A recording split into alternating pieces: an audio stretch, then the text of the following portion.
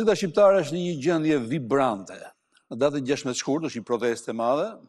Opozita vetë ka krijuar pritëmëri të mëdha, shumë njerëz janë duke pritur çfarë do ndodhi, shumë njerëz besojnë që do ndodhin gjëra çuditshme.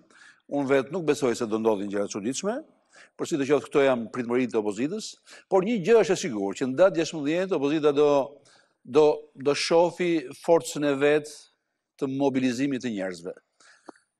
Për të folur për këtë gjë, po edhe për punën e opozitës në përgjithësi, unë kam ftuar një nga eksponentët e rëndësishëm të frontit opozitar, Agron Dukën. Shumë faleminderit që jeni këtu. Mirë se u gjeta, faleminderit për ftesë. Ju do jeni në 16 shtator atje. Padyshim që do jemi në 16 shtator. Do të thënë gjatë gjithë kohës unë kudo që kam pasur rastin në media e kam thënë këtë, sepse kam arsye pse të jem, për gjendjen ekonomike, për problematikat. Pastaj, po ju keni qenë që shëllim. Si qytetar shqiptar, sepse jemi në vazhdim e tyre protestave të vazhdueshme të kohëve të fundit, bilet vitet të fundit, fillu nga kuksi, studentat, për naftën, për bujqësinë e kështu me radhë. Ekziston një përshtypje të disa njerëz që Rama është shumë i fortë. Është opozita që e ka krijuar të përshtypje, që Rama është shumë i fortë. Prandaj ta largojmë si kryeminist, është shumë i fortë edhe jo vetëm si politikan, por edhe sepse ka kontrollin e plot mbi territori, mbi votat. Kjo lloj përshtypje kam mund mendoj unë që krijohet kur kalon një farë kohë të gjatë në pushtet edhe njerëzit mendojnë që është i pathyeshëm. Këtë përshtypje krijum edhe ne për Berishën, përfshi dhe ty, ku nëse të kujtohet the atë frazën e famshme që qelpsia të gjithë vendit bashkuar të rrezullu Berishën. Po më gabim të madh shumë sepse po gabim të madh. Jo, mos ta bëjmë se na riciklohen qelpsiat pastaj, se na hyn në parlament, u bë ai procesi i dekriminalizimit.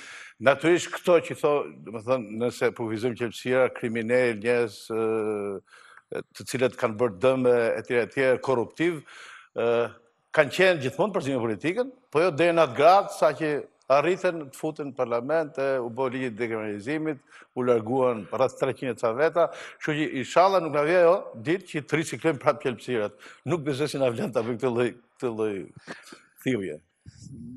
Dëgjoj, ti duket se je me një këmbë në opozitë.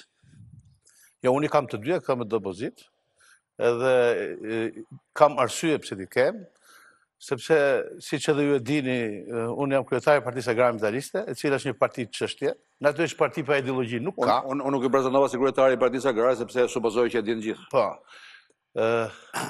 Po thoja parti pa ideologji nuk ka, po gjithsesi partia jonë, si thua, është më tepër afër çështjeve të caktuara, siç është bujqësia, blegtoria dhe ambienti, duke qenë që kjo maxhorancë nuk ka arrit të realizoj ato që ne kemi thënë vazhdimisht për bujqësinë, nuk kemi si kemi në aleancë me maxhorancën, por duhet të jemi patjetër në opozitë. Ti e përjashton një aleancë me maxhorancën, a?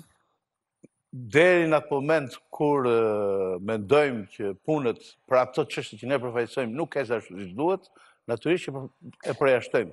Dhe përshëndesim kur ka iniciativa të mira, siç është rasti për shembull i heqjes të TVSH për inputet bujqësore, i cila ka efekt direkt për bujqësinë. Por nga ana tjetër, bëjnë gabim që xherrojnë efektin pozitiv të kësaj, duke kompensuar fermerët nga 20 në 6%, dhe është një skemë e tillë ku grumbulluesi duhet një 14%, sepse grumbulluesi jam në 20% të vëshët, duhet t'ia faturoj ose fermerëve në blerë ose konsumatorëve. Në këto momente, ai pozitivitet që bën heqja të vëshës, zërrohet me negativitetin që sjell kjo masë. Për cilën ne kemi qenë vazhdimisht, domethënë kemi bërë takime të rreza atje, i kemi dërguar edhe një letër kryeministit, vile duhet të them këtu studentët tënde, më jepet rasti të them që nuk është një tip që dialogon shumë, sepse thuhet po mirë, pse duhet bëjmë protesta, pse duhet ta ngrejmë me forcë. Ja, pra ne kemi provuar ta ngrejmë edhe pa forcë, me dialog. Kemi bërë një takim me fermerët, kemi bërë takim me biznesin, me grupet e interesit, i kemi dërguar shkres kryeministrit, zëvendës kryeministrit dhe 3 ministrave të linjës, dhe deri tashmë s'kemi asnjë përgjigje, paktën një koment. Jo ne si Partia Agrare Ambientaliste, po sepse kemi qenë grup, aty janë firmëtar, nuk e di, rreth një 60 njerëz të cilët merren pikërisht me këtë biznesi. Kështu që në këto kushte nuk ka se si ne të jemi në maxhorancë, duhet të jemi në opozitë. Edhe nuk jemi në opozitë thjesht sepse, domethënë, jemi fidancato, jemi të martuar me këto që kemi rrotull, po jemi në opozitë sepse ato që janë maxhorancë nuk kryen ato detyra që kanë marrëdhënie bujqësinë me sektorin e ambientit. Për të mbetur pak të diskutimin që po bëni ju lidhur me bujqësinë. Unë pastaj kam ftuar në studio Selemi Xhebrën, do të flas dhe me atë. Po ta bëj një pyetje edhe ty. Pse maqedonasit fjala vjen në fushën e bujqësisë janë më kompetitiv se ne, në garmën janë fitues? Sepse maqedonasit edhe vendet e rajonit, aq më shumë vendet e zhvilluara të BE-s, bëjnë subvencione direkte për bujqësinë. Që do të thotë, si thosh, buxheti i subvencionit direkte në bujqësinë kap disa miliona euro, rreth 100 milion euro. Ndërsa tek ne buxheti i subvencioneve jo direkte, por nëpërmjet granteve është rreth 20 milion euro, ku edhe ata disbursohen me vështirësi. Fermeri, për përfitu një grant, duhet konkurroj, duhet çojë projekte, për të cilën nuk është shumë i përgatitur, sepse pika e parë është që duhet të ketë certifikat e pronësisë etj. Dhe gjitha këta sjellin si pasojë që jo të gjithë ato fonde që janë vënë në dispozicion të bujqësinë mund të disbursohen. Kjo sjell pasojë negative. Subvencionim direkt, këtë që ne themi gjithmonë, dhe jo subvencionim nëpërmjet granteve me konkurrim. Grandet e konkurrim nuk besoj, siç është ky rasti, për shembull, heqja të VSH inputeve bujqësore, është një, si thuaç, një ndikim direkt, incentiv direkte në bujqësi. Nëse s'do bëj këtë tjetra që deri tashmë ka xherruar. Sot ka biznesmen që kanë investuar në bujqësi edhe ka pas shumë biznesmen, por për këtë skemen e kompensimit të VSH-s fermerëve dhe grumbulluesve, praktikisht te diferencë 40%, e sjell pasojë negative dhe rrezikon që të mos investohet. Rrezikon investimet në të ardhmen në bujqësi.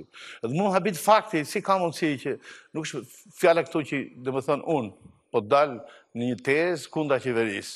Po ka specialistë, jo vetëm të partisë tonë, po njerëz që merren direkt me këto investime, siç edhe ju keni merakun dhe pyetni.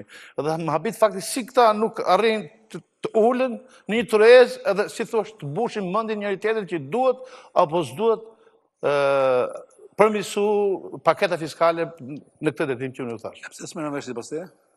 Po, sipas meje ka shumë problematika edhe këte nuk e shohin si prioritare. Dhe në përgjithësi bujqësinë nuk kanë arritur ta shohin si prioritare asnjë nga qeverisjet e deri tanishme. Unë mendoj që shpëtimi, si thuaç, i këtij vendi është nëse do arrin ta shohin bujqësinë si prioritare, sepse bujqësia arrin të japë 20%, afërsisht 19-20% të prodhimit përgjithshëm bruto. Nga ana tjetër, domethënë edhe punësimi, edhe vetë punësimi shkon rreth në masën 40% në bujqësi. Ne jemi një vend agrar. Kto s'arrin ta shohin këtë. Unë njoh një numër biznesmenësh që kanë investuar në fushën e bujqësisë edhe janë të fokusuar aty. Ti mendon që ata janë duke vujt?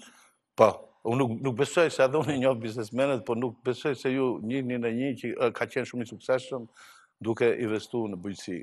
Janë përpjek të bëjnë disa, siç u thash, grant dhe kohët e fundit nëpërmjet asaj programit apo projektit të zhvillimit të 100 fshatrave. Po shpërfiton fermerët e thjeshtë apo biznesmenët në fushën e bujqësisë? Tash, duke qenë që kërkohet një farë kualifikimi për të dhënë projekte, për të konkuruar me fjalë, kërkohet një farë kualifikimi, më të privilegjuar janë ato që merren me agrobiznes, pra në një farë mënyrë biznesmenët se sa fermerët direkt. Megjithëse ka përpjekje pozitive nga ana e qeverisë, por është shumë e thjeshtë për të shpëtuar nga kjo situatë. Është formalizo ekonominë fermere, duke mos e taksuar për formalizimin dhe më pas subvencionon në mënyrë direkte si shtat ju në Maqedoni. Pra në Maqedoni që të gjithë njerëzit që merren me bujqësi apo blegtori janë të subvencionuar sapo paraqiten në regjistrat e qeverisë për çdo kujtal prodhim të dhënë apo kokë bakti.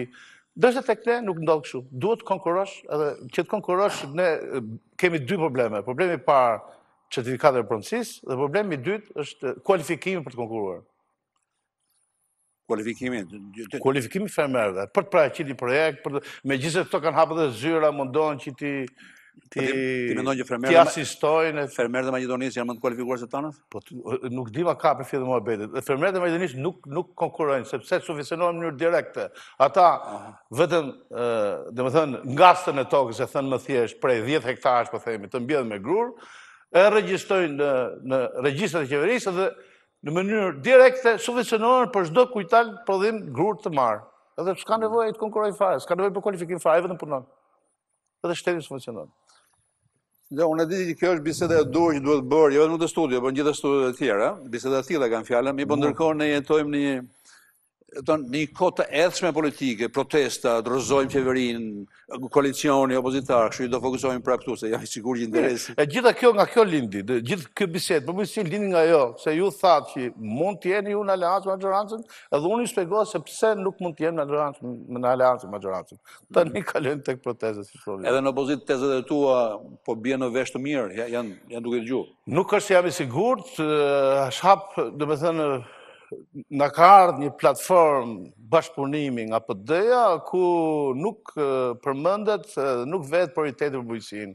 Dhe kjo do jetë një nga arsyet, ndoshta, përveç asaj që ne e quajmë kryesore, reformës zgjedhore dhe kodit zgjedhor, të cilat nëse nuk përmirësohen këtë lloj platforme bashkëpunimi, mund edhe të na ndajnë nga domethënë, pavarësisht se jemi në opozitë, e kam fjalën gjithmonë, mund edhe të dalim të ndarë në zgjedhjet e ardhshme vendose parlamentare. S'ka pakësi, domethënë është lidhur me ligjin zgjedhor. Ligji zgjedhor edhe këto për të cilët ju thash deri tashmë.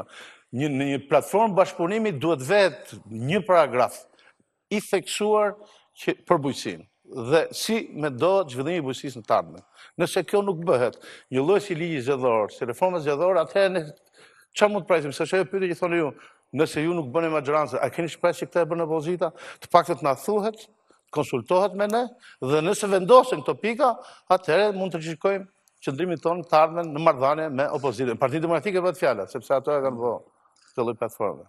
Vetëm se njerëz si puna ime mund të pyesi, ju kërkoni ndryshimin e ligjit zgjedhor dhe ju me sa diun kërkoni një profesional të hapur. Është kjo që na duhet të tjerëve? Unë personalisht nuk kam marrë përsipër të them realisht se çfarë sistemi zgjedhor duhet. Profesional i hapur, magjoritar profesional apo jo. Por parimisht kam thënë gjithmonë që duhet patjetër të ketë element magjoritar. Pra mund të jetë me lista të hapura, mund të jetë një magjoritar profesional, sepse ky ligj është, e kam thënë dhe e them, po çudnon votën, edhe vota shkon aty ku nuk duhet.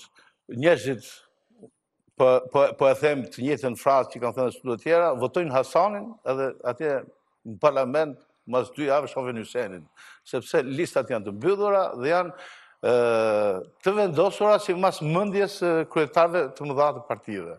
Kjo sjell si pasojë një parlament jo me integritet, sjell shumë njerëz cilët binden me kartona, pra po themi janë yes men, edhe nuk janë shumë të interesuar për zonat e veta. Nëse juve ju kujtohet dhe ju jeni njëri që e keni ndjek politikën ka herë, kur ka qenë sistemi kur përfaqësoheshin direkt zonat për magjoritar, kur kishte tamam ishte magjoritar, ishte ndryshe puna, kishte deputet të cilët dilin kundra qeverisë vet. Ne kemi pas raste kur kam qenë antar i qeverisë nano, deputet të zonave të cilët dilin kundra ligjeve të cilët mendonin i bëjnë dëm zonave të veta.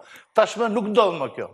Keni parë një herë po themi thosha lajthitja, kjo s'është lajthitja, fut është integritet. Në atë kohë për cilin ju flisni. Plus cilësia e parlamentit, them drejtën, lënë për dëshiruar, sepse në listat e partive të mëdha, në vendet fituese, s'ka gjë për të bshehur, domethënë ka dhe njerëz që janë shumë të zot në zonat e veta, kanë para dhe investojnë për të bërë këtë fushat elektorale të partive të ndryshme. Edhe tjetra që krijojnë një pushtet pa merituar të njëshit, siç do sot me zotin Rama. Nëse do ishte një sistem tjetër, nuk do ishte ky Rama që është sot. Sepse edhe ti dhe unë e njohim, nuk besoj se ti i mungon kultivimi, njohuria, apo dëshira për ta çuar këtë vend përpara, po e kalon në një delir të pavetdijshëm, saqë pse është vërtet kjo ka ndodhur në Berishën apo jo? Tash ky del e thotë që unë hiki nga politika vetëm kur do unë, se ku ju vjen ju e majt hunës, unë s'du me ditë fare. Gjithë kjo vjen në mënyrë të pavetdijshme nga ky lloj pushteti që buron nga ky lloj sistemi zgjedhor. Vetëm se edhe para sepse merr shumë pushtete. Edhe para këtij sistemi zgjedhor, po marrim Berishën, Berisha ka qenë lider i fortë 30 vitet e fundit.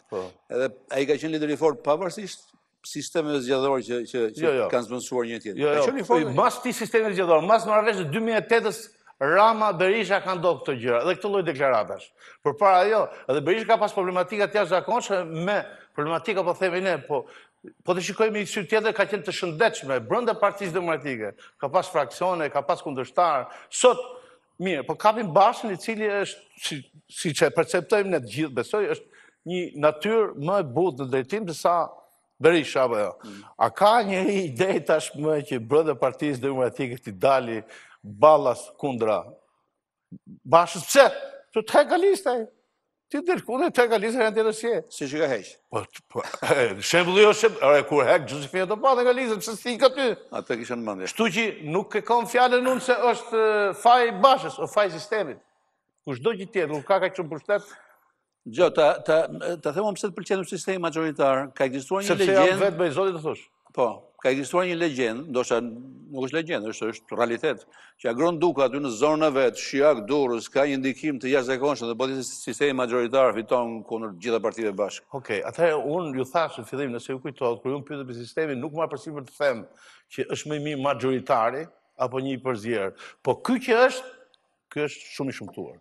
Duhet ky ndruar. Tash ka specialistë, shumë atë zotë se unë, që të plotësojnë atë që ne themi parimisht të ketë element majoritar, mund të jetë proporcional rajonal me korrektim kombëtar me lista të hapura, mund të jetë majoritar proporcional i përzier, por ky që është duhet njohur më parë zhdukur, sepse janë krijuar në Shqipëri 2 pashallar ose 2,5 me gjithë LSI, cilët kanë dorë, domethënë nuk po themi jetën se po bënë parlamentar, nuk është se ke fituar në gjotë modë, por gjithsesi karrierën e njerëzve të cilët aspirojnë këtë punë. Po s'desh ata ti s'bosh. Nuk është problemi se ti ke vlerat tuaja atë. Edhe si pasojë ju e shihni që parlamenti shqiptar krahasimisht bile jo më me parlamentet e para 20 vjetëve, po me parlamentet e viteve 90, ku ne e ndiqnim nga jashtë, ka diferencë madhe në intelekt, në kultivim.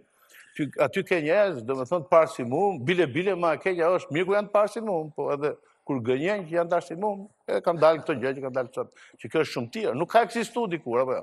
Ne mbaj mend që nga vitet 90, mbaj mend një profesorin tim bile, nuk ka qenë një parlamentar i spikatur, duket ka qenë PD, një Dejm Rapaj, po ka qenë një nga profesorët të Institutit Visor, për shembull. Kur e kam pa atje, thash, vërtetësisht ky parlament që ka parlamenti i... Jo, okej, ky është shqetësimi juaj dhe kam parë që është shqetësimi edhe i partive të tjera të opozitës, po ndërkohë Basha po insiston fort e linjën vetë, ai ka pas të disa takime dje. Ju nuk keni qenë pjesë e takimeve të Bashës dje? Jo, nuk kam qenë pjesë e takimeve, siç u thash mu, domethënë ka ardhur një shkresë që është publikuar edhe në media, cilën do ta shoh me njerëzit e mi, pra me antarët e kryesisë. Po personalisht që në fillim, siç mundon t'ju shprehua, ka opsionet e mia, sepse kodi dhe reforma zgjedhore aty nuk theksohet, si edhe problemet e bujqësisë. Nëse do të na, të paktën teorikisht, se sa do realizohen, kjo të shim varet, se sa marrin premtimet politikanët, po të paktën teorikisht të jetë e vendosme në këtë lloj platforme, ne nuk mund të pranojmë që nëse të hyjmë zgjedhje me PD-n, nëse nuk realizohen këta. Po kjo nuk ndryshon asgjë në qëndrimet tona në marrëdhënie majorancës. Ne do jemi në protestë. Okej. Oferta e Bashës dje ka qenë kjo, që do të dalim me kandidat për Bashkë. Pikërisht pra. Bjen poshtë kjo nëse nuk plotëson këto pika që unë u thash. Ti refuzon këtë gjë? Jo, nuk e refuzoj. Unë i jap një kontraofertë, edhe i them që do të shoj, domethënë e shkruajtur në përgjigjen e letrës, duhet të shoj kodin e reformës zgjedhore, si dhe problemet e bujqësisë. Tjenë të parashikuara pikërisht në këtë lloj platforme bashkëpunimi. Siç ai thot, për shembull, do luftojmë krimin, korrupsionin, vjedhjen e votës, etj, do luftojmë zhvillimin e bujqësisë, blegtorisë, edhe me shprehje konkrete të cilat ja shërbim ne. Dhe pika e parë, para kësaj, duhet të jetë padyshim të ndryshojmë kodin e reformës zgjedhore. Okej, dëgjoj, ne jemi disa muaj para zgjedhjeve lokale, edhe ti duhet të jesh më informuar se unë. Ti e di nëse opozita do të futet në zgjedhje apo jo? Jo, nuk ka njeri që e di këtë punë, sepse opozita, jo vetëm personazhe të ndryshëm të opozitës, por edhe i njëjti personazh ka bërë deklarata të ndryshme, kështu që janë kaotik. Po ideja jote cila është? ta them pra i herë të opozitë përgjithësi, por shi dhe pastaj të them veten time, se unë jam pjesë e opozitës. Aty thuhet që ne nuk hymë në zgjedhje me Edi Ramën kryeministës. Jo nuk hymë, po kemi vetëm një plan A, të rrezojmë me Edi Ramën, të bëjmë qeveri tranzitore.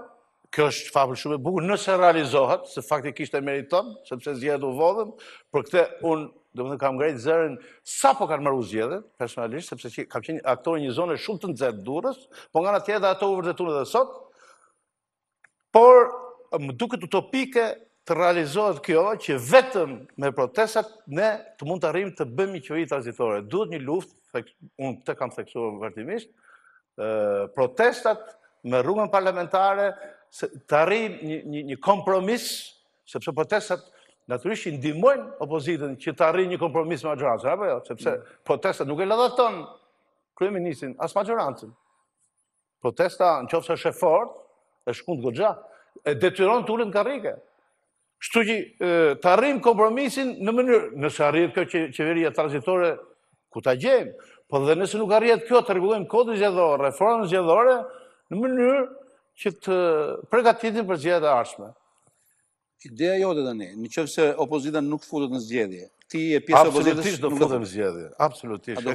Absolutisht. Një gabim të tillë ne e bëm dikur, ku dolëm ke ajo çadra e famshme 2017, ku tham nuk hym me Edi Ramën kryeministër, faktikisht u fut me Edi Ramën kryeministër, edhe pasojë të psuan vetëm partitë e vogla, sepse s'patën as kohë të regjistrohen si parti më vetë, dhe detyruam të futemi në ciklin e PD-s. Sot ne rezultojmë me 0 vota, jo vetëm ne, po dhe disa tjera, edhe ironia e fatit është kjo, që edhe kur jepën fondit është për zgjedhjet e ardhshme, partia jonë, edhe shumë parti tjera kanë 0 fondi, se kanë 0 vota. Kurse Libra, për shembull, apo ky PDU-ja u futën në parlament, megjithëse s'ka asnjë vetin tash i hikën anej, po. E kam llafin ja Libra që s'u fut në parlament, gjithsesi ka një fond që mund të vazhdojë normalisht zgjedhjet. Këto partitë e tjera të vogla kanë mendjen tuaj? Tash duhet me hyke mendje atyre, por gjykoj që duhet të jesh mendje shkurtër, që të mendosh, që të refuzosh edhe të braktisësh zgjedhjet, sepse sa herë është tentuar që një forcë politike të bëjë si presion mos futet në zgjedhje, nuk e ka arritur ndonjëherë, gjithmonë, domethënë momentet fundit me një presion të brendshëm dhe të jashtëm është fut zgjedhje dhe duke fut zgjedhje, domethënë nuk është fut si thuash e përgatitur, por u fut siç u futëm ne 2017, që në një kohë që maggjoranca kishte një muaj që bënte zgjedhje, ne futim me një këmbë të thyer edhe patëm atë rezultat ndiku edhe nga lidhje e maggjorancës me krimin. Në fakt edhe LSI-ja duket e qartë në këtë drejtim. Ata gjithmonë kanë deklaruar që do marrin pjesë në zgjedhje. Është aluduar që ka një lloj kështu flirti midis jush dhe LSI-s për të krijuar një pol të tretë? Jo, nuk kemi pas asnjë lloj takimi faktikisht për diskutuar për të krijuar një pol të tretë me LSI-n, por mendoj që do ishte mirë nëse do realizohej një pol i tretë edhe me partitë tjera të vogla. Po, është shumë e vështirë, për arsye se koha nuk mjafton, vështirë për dakordsi e kështu me radhë. Kështu që unë nuk e kam me frikë, edhe këtë guxim nuk është se e kam vetëm unë, por edhe ata që domethënë janë në partinë time, shpesh herë thonë çfarë më çaketi atje. Kam ca njerëz me personalitet, cilët e thonë fjalën e tyre dhe i dëgjohet, kështu që ata mendojnë që ne duhet ta provojmë një herë të dalim vetë dhe të shohim, sepse ka rreth 2 vjet e gjys që ne jemi në krye të Partisë Agrare Ambientaliste dhe asnjëherë s'kemi pasur rastin të provohemi në elektorat.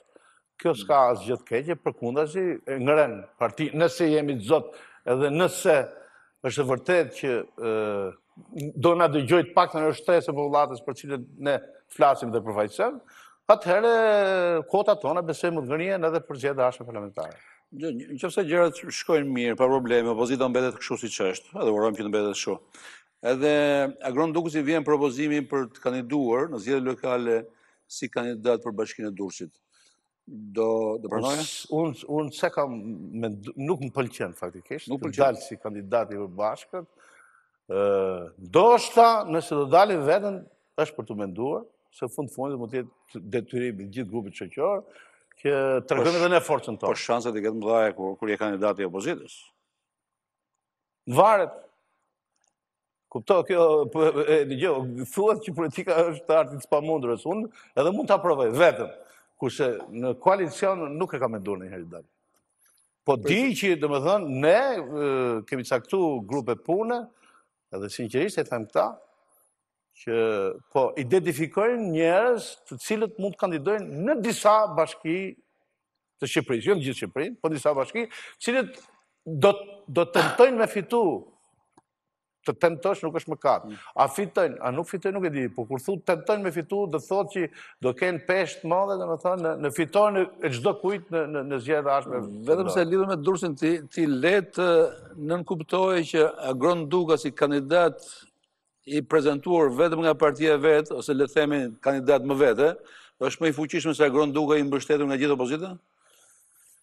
Jo, nuk thash këtë, po thash nëse ne dalim vetëm, edhe do të nxjerrim disa kandidatura në disa vende ku ne mendojmë që kemi struktura dhe kemi rrënjë të forta, ndoshta është e detyrueshme edhe për mua të jap një farë shembulli personal, edhe nëse tentativa përfitore mund të jetë e vështirë, që edhe unë të hedh kandidaturën time e thënë shkurt në Durrës. Për shembull, supozojmë po themi dikujt i themi për Sarandë.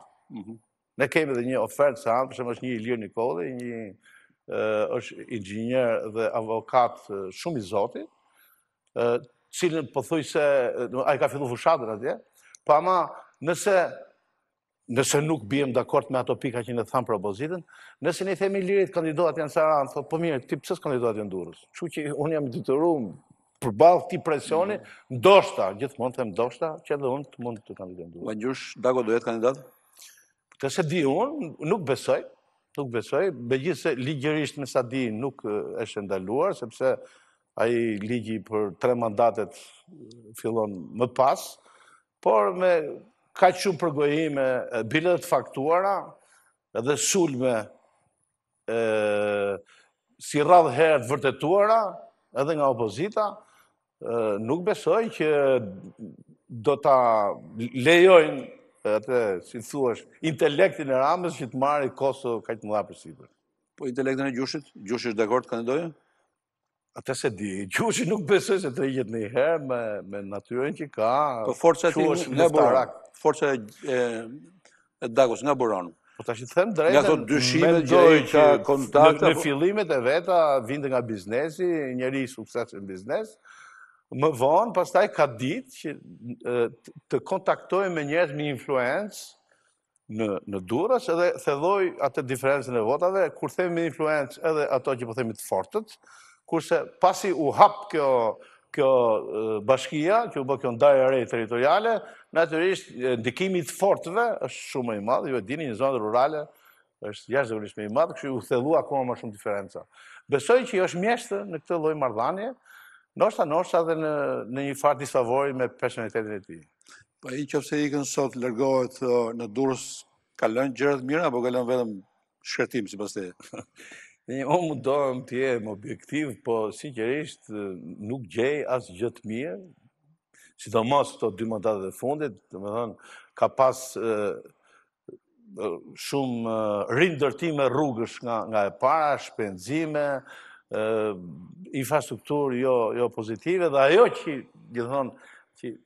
bjen sy në Durrës, unë duhet ta them këtë, është ajo që për shkak të lidhjeve të tij me këto po themi të fortë, shpesh herë ndërthime edhe leje të dhënë në mënyrë abuzive. Domethënë pavarësisht se ledja legale, po janë abuzive, sepse janë në vende ku s'duhet të dhënë, ku është prish mjedisi, është prish ambienti dhe është shkatërruar pamja e Durrësit. Por nëse ti do kandidoje, ti nuk do ta kishe përballë. Vangjushin? Po. Jo, nuk është problemi vetëm i Vangjushin, ky është problem sistemi, siç u thash unë. Nëse ne nuk arrijmë që të largojmë pikërisht, prandaj edhe opozita kërkon një qeveri tranzitore, ose të shkpusim këtë lloj simbioze të marrëdhënieve të majorancës me krimin, qoftë Vangjushi, qoftë një tjetër, është shumë vështirë të mundet. Pra, nëse nuk arrijen të sigurohet një zgjedhje, një infrastrukturë zgjedhore, që tjetë sa më afër realitetit, kushdo që tjetë përballë kësaj majorancë e ka shumë të vështirë. Është ajo pra që thash fillim fare që kemi bërë gabim, se dhe unë me atë mene kam thënë si keni ti, që qelpsirat e gjithë Shqipërisë bashkohuni kundër atij, na ka ngel aty. Po shohim këto qelpsirat, Vetëm se kur thoni këtë kam përshtypjen shkurajoni ato njerëzit poshtë. Çem të shkuroj unë përkundër, unë po jap kurajo që të bëhet kjo punë, duhet dalin atje protestë edhe të rrezojnë qeverinë. Ose nëse nuk arrin të rrezojnë qeverinë, bëjnë atë që thashun, ta dobësojnë në mënyrë që ta arrijë ajo të ulet në karrike për të bërë negociata, të arrijmë patjetër të rregullojmë kodin zgjedhor e fondit zgjedhor. Falenderoj shumë që ishe këtu. Faleminderit juve. Mirë, kjo ishte biseda që unë pata me Agron Dukën, kryetarin e Partisë Agrare Ambientaliste, kështu është emri, Agrare Ambientaliste. Falenderoj edhe një herë. I ftuari i radhës do të jetë Selami Xhepa, ekonomist i njohur, me cilin do të bëj bisedë lidhur me gjendjen ekonomike në Shqipëri.